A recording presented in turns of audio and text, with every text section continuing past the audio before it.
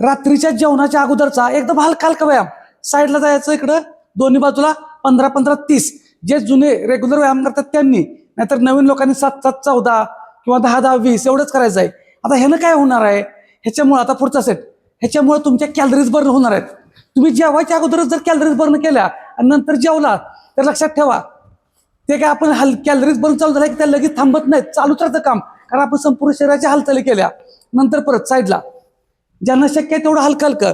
लक्षात ठेवा, तुम्हाला कॅलरीज बर्न करायचे आहेत. हे काही पैसे नाहीत की आपल्या खाल्लं आणि ते डिपॉझिट करून ठेवायला.